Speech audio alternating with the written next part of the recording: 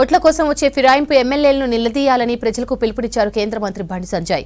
ఫిరాయింపు ఎమ్మెల్యేలు గాంధీ భవన్లో సంసారం చేస్తున్నారని ఆరోపించారు.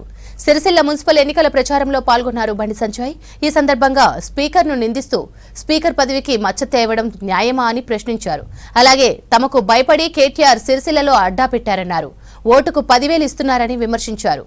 ఓట్ల కోసం మోసపూరిత హామీలతో కాంగ్రెస్ మళ్లీ మీ ముందుకొస్తుందని చెప్పారు బండి సంజయ్.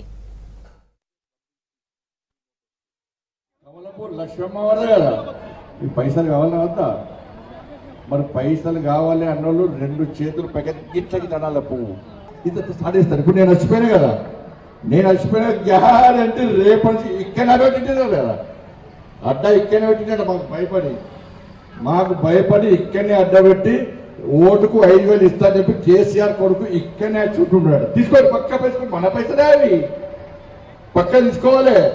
అవునా కదా? బుద్ధులు మాత్రం అటు బుద్ధి అనుకో. ఇప్పుడు ఎందుకు వేయాలో ఓటు అలాగే. ఇప్పుడు ఓటు ఎందుకు వేయాలి? ఇంతకుముందు సరే నాకు ఓటేసారు, నాకు ఎంపీకి ఓటేసారు, నేను నిధులు పట్టుకొస్తున్నా, ఓకే దాన్ని ఏమన్నా చెప్తాను, లెక్క అంతా చెప్తానండి, లెక్కంతా రాసుకొస్తా చెప్తాను నేను. ఇప్పుడు బీఆర్ఎస్ లకు మొన్నటిదాకా ఓటేసి మున్సిపల్ కౌన్సిల్లో గెలిపించారు.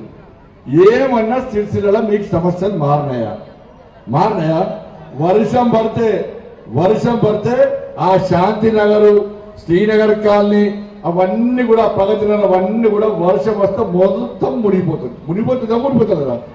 ఇక చుట్టుపక్కల విలేజ్ ఉన్న గ్రామాలు ఈ సిరిసిల్లకే పైసలు గతిలో బాబు అంటే ఆ 7 గ్రామాలను తీసుకొచ్చి మన అనగలిపారు.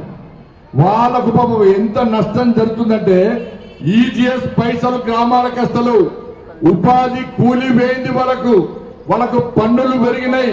ఇలా కాంగ్రెస్ వచ్చి మేము గ్రామాలు చేస్తాం, సిరిసిల్ల తీసేస్తామన్నారు. 2 సంవత్సరాలు కనీసం వాళ్ళు తీసేయలేని పరిస్థితి. ఇవన్నీ ఉన్నా కూడా కానీ లెక్క చెప్తా. ఇన్ని చెప్పుకుంటూ పోతే వరదల లెక్క నిధులు మేం తీసుకొస్తే సిరిసిల్ల మాత్రం వరదలతో మునిగిపోతున్నది. వరదల లెక్క పైసలు మేం తీసుకొచ్చినాం, ఇలా సిరిసిల్ల మాత్రం వరద నీరుతో మునిగిపోతుందంటే ఈ పైసలు ఏరిపోయినాయి.